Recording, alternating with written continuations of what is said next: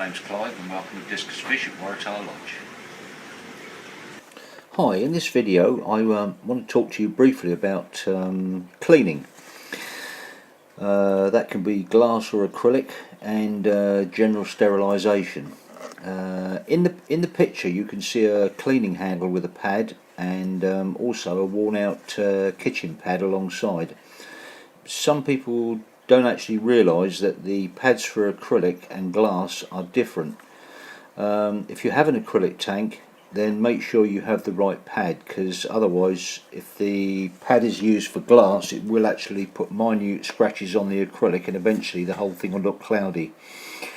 Always clean the acrylic or glass with horizontal strokes, and don't go right down to the bottom near the sand or gravel. Leave that till last.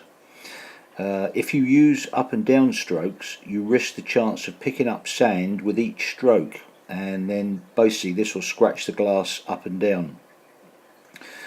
When I've done most of the acrylic horizontally, I use a worn out kitchen pad to just finish the bottom near the sand. You can actually just push it out your way with your finger a little bit and then push it along behind you when you've finished.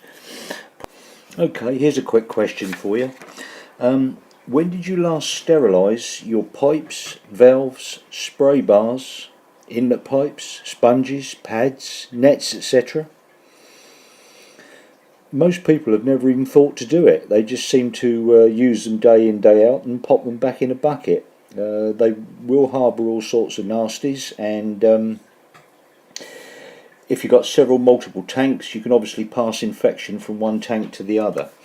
I've got 9 tanks, and I sterilise everything as I use it between tanks, and that also includes the end of my siphon pipe. You put a siphon pipe in the tank. How many people think to sterilise it before it goes in the next tank? Okay, well here's a picture of some stuff in a bucket with Milton steriliser. Milton's quite a good steriliser. You need to use, well I use 1 capful in a 10-litre bucket.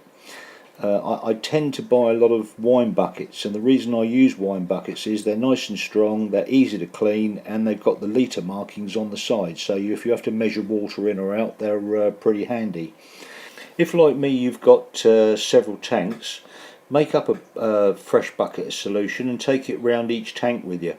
You're going to spend probably an hour on the tank cleaning it or whatever you're doing. When you finish that, go and have a cup of tea, put all your stuff in the bucket, and then while you're having a cup of tea or coffee, it's sterilising for 10 minutes, ready to use for the next. Obviously another important thing to do is with several tanks is that if you're going to try and do say 2 or 3 tanks a day, the best thing to do is while you walk around with your bucket of steriliser, when you go for your cup of tea, is give your hands a good wash in the actual bucket of steriliser, because you can pick all this stuff up on your hands. You obviously put your hands in the tank, and next thing you know you've got another infected tank. Another use for it is if you get an old tank that you buy or an old canister filter, I always wash these with a double strength solution, so that's 2 caps per bucket. Give everything a really good wash. Obviously ditch all the old filters that are in there and replace them, so it's all the plastic stuff really that you're rinsing out. Pour it all through the holes on the top and everything where the pump is, and then when you finish that, wash it off with loads of clean water.